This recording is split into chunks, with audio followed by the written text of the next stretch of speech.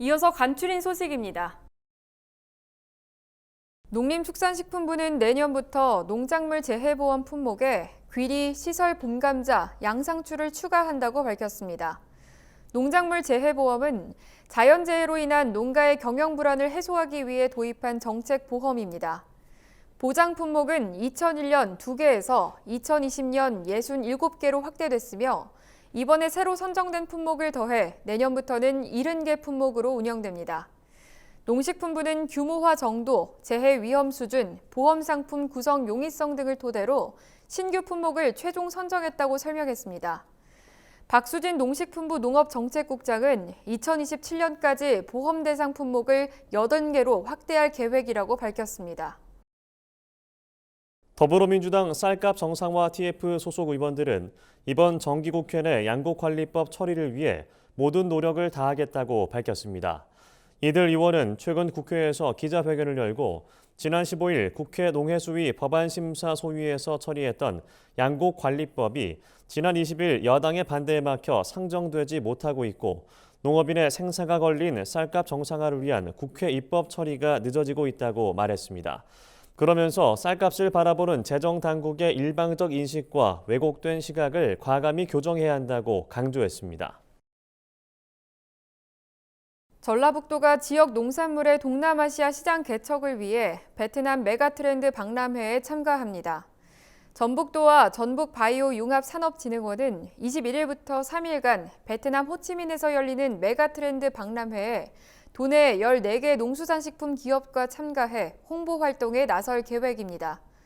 전북도 관계자는 베트남은 인구 약 9,850만 명에 떠오르는 신흥시장이자 매년 5에서 6% 경제 성장률로 향후 소비재 수요가 크게 증가할 것으로 예상된다며 바이어 초청 및 현지 판촉 행사 등 실질적인 성과가 나올 수 있도록 최선을 다하겠다고 말했습니다. 국립종자원은 25일부터 10월 8일까지 아시아개발도상국 농업부처 종자 담당 공무원을 초청해 아시아 종자 산업 발전을 위한 역량 강화 연수를 실시한다고 최근 밝혔습니다. 종자원은 이번 연수를 통해 보급종 종자 생산 공급 제도와 종자 검정 기술을 전수할 방침입니다. 올해는 베트남, 캄보디아, 인도, 인도네시아 등 14개국에서 14명이 참가합니다. 연수 프로그램은 한국의 종자산업 정책과 정부 보급종 생산 및 공급 체계 등으로 구성됩니다.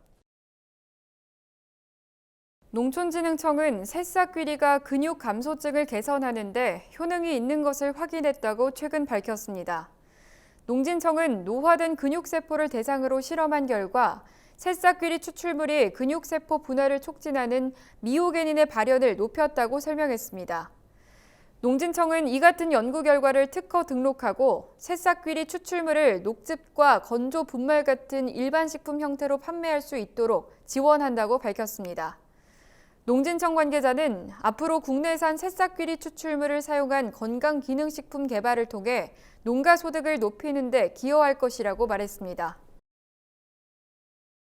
경상남도가 올해 최고의 사료작물을 선발하는 2022년 전국 사료작물 품질 경연대회에 시료를 출품할 계획이라고 최근 밝혔습니다.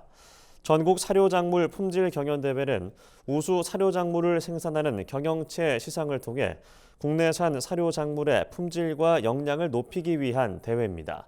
시료 출품은 30일까지이며 출품 시료는 국립축산과학원 초지사료과로 발송하면 됩니다. 경남도 관계자는 우수한 경남도 사료작물을 사료업체와 축산농가에 홍보할 수 있는 좋은 계기인 만큼 이번 대회에 많은 출품을 바란다고 말했습니다. 국토교통부가 지역별 탄소 중립 수준을 한눈에 확인할 수 있는 탄소 공간지도 구축을 추진합니다. 탄소 공간지도는 탄소의 배출, 흡수량 정보를 도시 및 지역의 공간 단위를 기반으로 시각화, 지도화한 것으로 탄소 중립형 도시계획 수립, 탄소 중립도시 조성 등에 활용됩니다.